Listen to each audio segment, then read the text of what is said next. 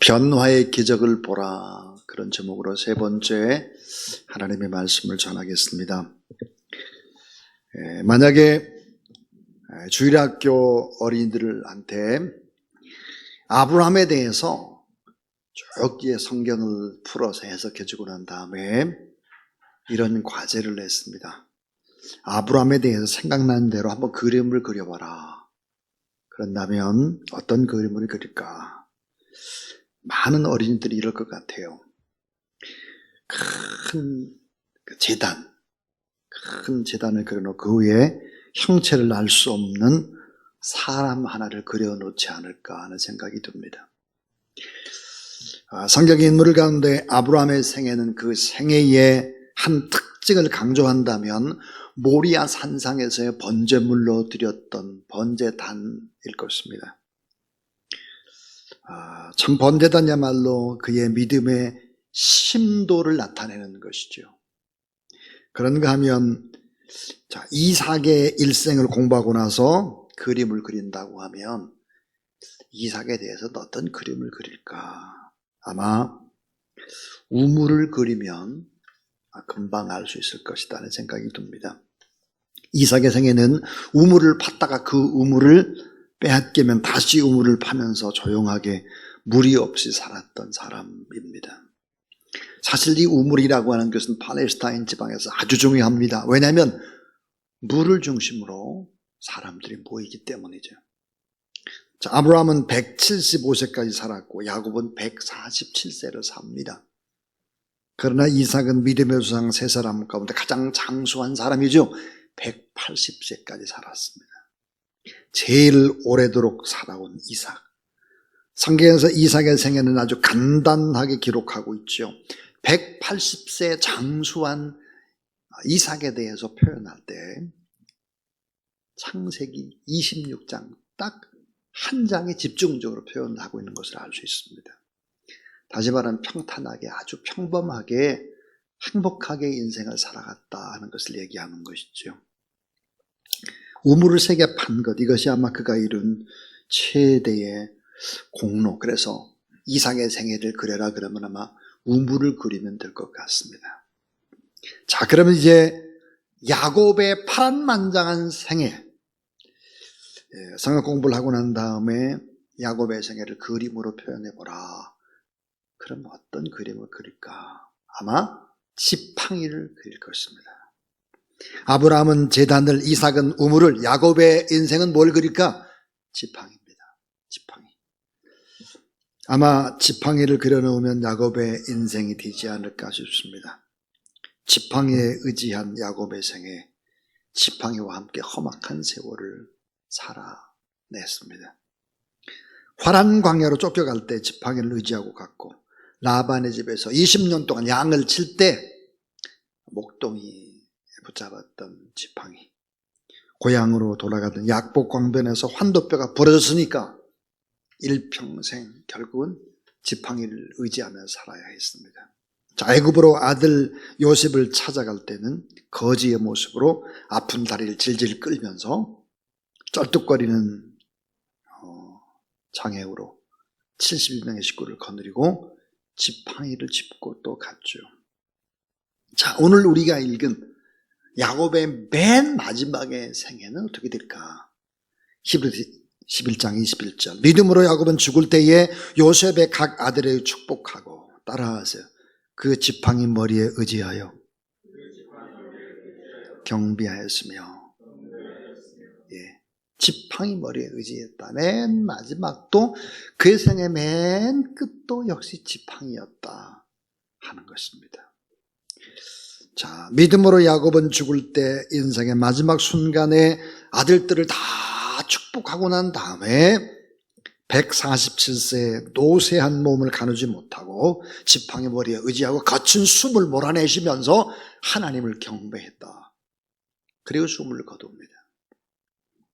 이 땅에서 삶을 정리하고 떠나가는 그 최후의 순간에 하나님을 경배하고 하나님을 찬양하며 아름다운 임종을 맞이하는 모습은 너무너무 아름답습니다.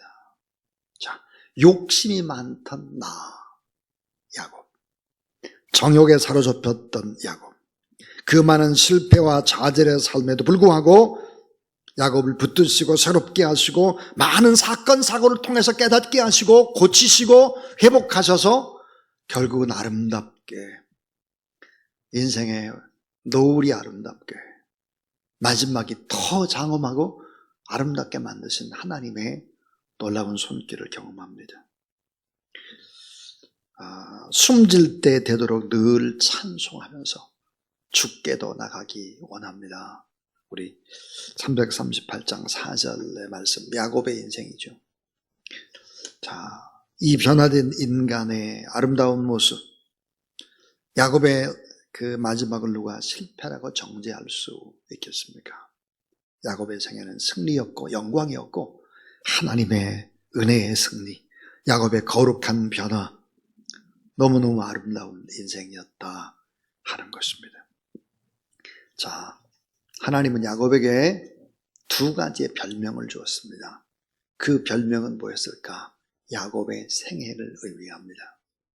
그 첫 번째 별명입니다. 그 첫 번째 별명은 지렁이입니다. 지렁이. 이사야 41장 14절, 지렁이 같은 너 야곱아. 그래서 지렁이. 이 지렁이 같은 야곱아 그랬는데 공동번역 성경에 보니까 구더기 같은 야곱아 그래서 구더기. 지렁이나 구더기나 그 뭐 다 그렇고 그런 거죠. 꿈틀거리는 한 마리의 지렁이. 평생 하늘을 보지 못하고 더럽고 냄새나고 습한 곳만 찾아다니는 지렁이. 햇빛을 보며 살지 못하고 어두운 곳에서 육신의 고깃덩이를 주체하지 못하고 넘어지고 좌절하면서 걸어가는 야곱의 생애를 지렁이다, 구더기다, 그렇게 성경은 얘기합니다. 야, 지렁이 같은 너 야곱아. 야, 구더기 같은 야곱아. 근데 이사야 41장 10절, 두려워 말라. 내가 너와 함께 함이니라. 놀라지 말라. 나는 내 하나님이 됨이니라. 내가 너를 굳세게 하리라. 참으로 너를 도와주리라. 참으로 나의 오른손으로 너를 붙들리라. 그랬습니다. 이사야 41장 15절에 보니까 지렁이 같은 야곱아 보라. 놀라운 얘기가 이어집니다. 내가 너로 이가 날카로운 새 타작기계로 삼겠다.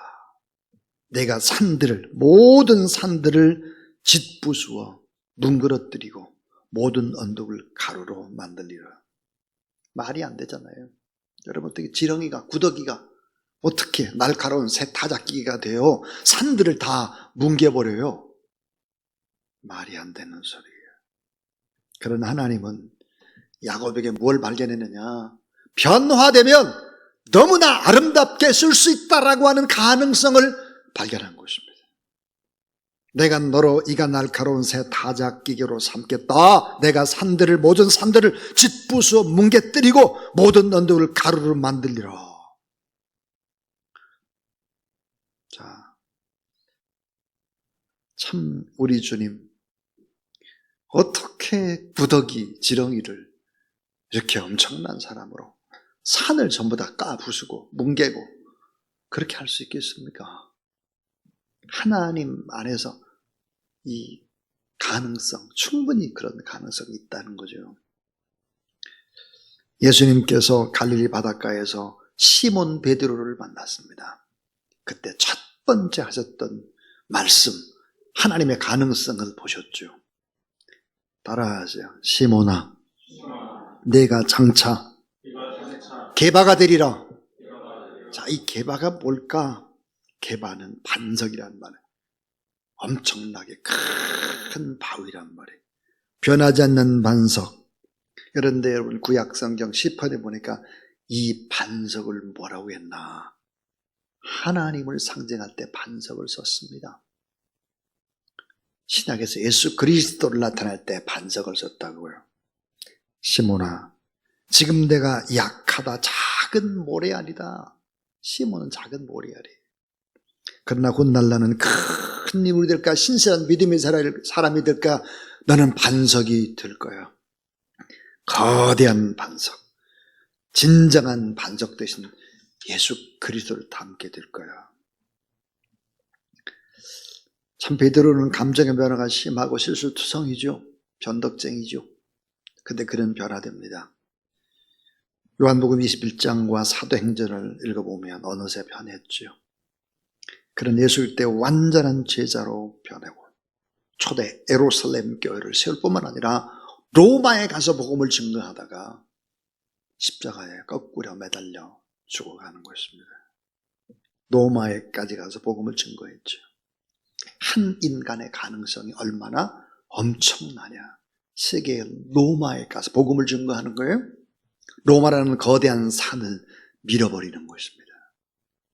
그뿐만 아니라 이 로마에 가서 베드로가 증거했던 이 복음이 바로 마가라고 하는 사람의 통역을 합니다. 그 마가 복음은 바로 베드로의 설교를 말합니다. 하나님에 대한 뜨거운 열정, 변화의 가능성, 그걸 보시는 것이죠. 자, 야곱의 두 번째 별명이 뭘까? 이스라엘입니다. 이스라엘. 자, 분일에서 야곱이 하나님을 만났을 때 하나님은 그의 이름을 바꿔줍니다. 야곱이 아니라 이스라엘이다 그랬어요. 창세기 32장 28절 내 이름을 다시는 야곱이라 부를 것이 아니라 이스라엘이라 부를 것이니 그랬습니다. 자, 어떤 성경학자는 이스라엘을 뭐라고 풀이했느냐? 하나님의 왕자다 그랬어요. 그 다음 이스라엘은 승리자다, 새 타작 기기다 그랬습니다. 여러분 생각해 보세요. 자, 지렁이가 어떻게 하나님의 왕자가 됩니까? 지렁이가 어떻게 승리자가 됩니까? 지렁이가 어떻게 새 타작 기기가 됩니까? 어떻게 지렁이가 하나님의 왕자가 되죠? 불가능한 얘기. 한 마리의 꿈틀대던 지렁이 구더기가 하나님을 만나니까 직접적으로 변화돼서 하나님의 나라의 거대한 반석이 되고, 그리고는 새 타작기계가 되고, 그리고는 하나님 나라의 왕자가 된다. 하나님이 그렇게 바꿔놓을 수 있다 하는 거예요. 오늘 예배드리는 우리 청년들 여러분도 다 내가 나를 생각하면 형편없죠.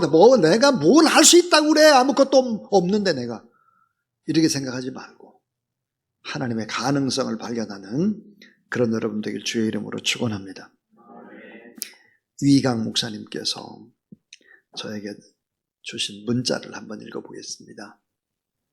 목사님 경과 소식 전해드립니다. 하나님의 은혜와 목사님 성도들의 기도로 정상 수치보다 3, 4배 정도 내려와 일단 위험한 고비는 넘었습니다. 그런데 그 이후로 수치가 잘 떨어져 이번 주에는 퇴원을 하나 했더니 3, 4일간 정체입니다. 더불어 황달 수치가 피크로 가고 있고 눈도 충혈되었지만 나아지고 있습니다. 입이 건조하고 마른 것을 삼키면 순간적으로 몸이 찌릿한 것도 검사 중입니다. 그리고 내일까지 수치가 지지부진하면 간 조직 검사를 받는다고 합니다. 목사님, 기도밖에 없습니다. 저를 불쌍히 여기시고 회개하며 주님 바라봅니다. 목사님, 계속 저의 회복을 위해 기도해 주시기 바랍니다. 저를 위해 기도해 주시는 목사님과 성도님들이 계셔서 너무 행복합니다. 저는 이 문자를 받고서는 그런 생각이 들었습니다. 하나님이 고쳐서 사용할 것이다. 믿으시기 바랍니다. 결국은 하나님은 고쳐서 사랑하고 하나님은 고쳐서 하나님의 위대한 일꾼으로 쓰시는 하나님. 믿으시기 바랍니다. 우리가 이런 하나님을 믿어요. 이런 하나님. 자, 야곱의 승리, 그의 변화는 결국 두 가지 요소가 있었기 때문에 가능하다. 그 두 가지 요소가 뭘까? 하나님의 사랑, 하나님의 은혜 때문이다. 결국은 하나님의 사랑, 하나님의 은혜가 야곱이 승리하고 뿐만 아니라 하나님이 승리한 것을 보여줍니다. 야곱의 개인의 승리라기보다는 야곱을 포기하지 않으시고 계속해서 사랑과 기대를 가지고 찾아오시고 어려운 일이 있을 때마다 기회를 주시고 그의 실패 속에서 힘을 주신 하나님의 승리, 하나님의 은혜, 하나님의 크신 사랑의 결과다 하는 거예요. 또 하나는 야곱의 끝없는 열정입니다. 여러분, 하나님의 은혜와 하나님의 사랑, 거기에 플러스 해야 되는 것이 뭘까? 우리의 열정이에요. 열정적인 무릎 꿇음, 열정적인 기도. 환도뼈가 부서져도 저는 하나님이 복을 주시지 않으면 저는 절대로 살 수 없는 사람입니다 라고 끈질기게 하나님 앞에 부르짖어 기도하는 것입니다. 이런 기도가 우리 안에 있는가? 이런 기도가 우리의 청년들에게 있는가? 우리의 불붙는 열정이 있는가 하는 거예요. 옛날 얘기하지 말고 옛날에는 그랬는데 지금의 문제죠. 지금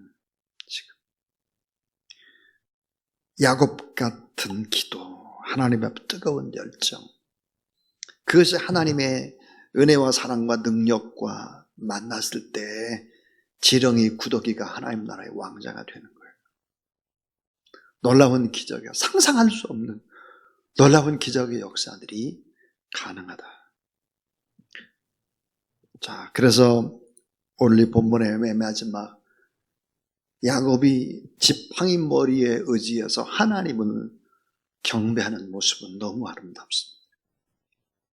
그뿐만 아니라 더 아름다운 것은 뭐예요? 죽음입니다. 죽음. 와, 이 야곱의 죽음은 정말 놀라운 기적이에요. 죽음 그 이후가 훨씬 더 아름답습니다. 믿음의 이정표를 남기죠. 믿음의 징검다리를 남기는 것입니다. 죽은 후에는 세상의 화려한 애굽에 머무르는 것이 아니라 영원한 본향, 그 본향이 더 중요하다.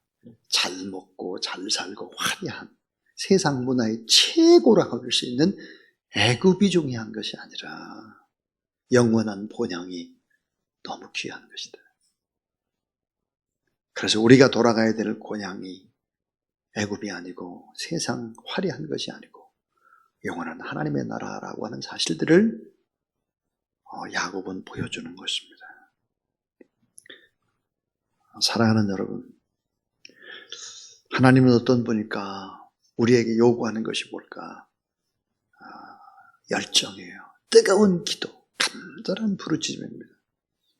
하나님 앞에 오늘 또 여러분 짧은 시간이지만 뜨겁게 간절히 기도할 때 우리의 부족함과 연약함과 허물과 넘어짐과 자빠짐과 드러내놓을 것이 별로 없는 사람이죠.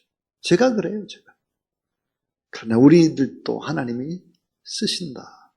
이런 확신을 가지고 하나님 앞에 이 밤에 찬양하고 뜨겁게 기도하는 그런 여러분 되길 주의 이름으로 축원합니다.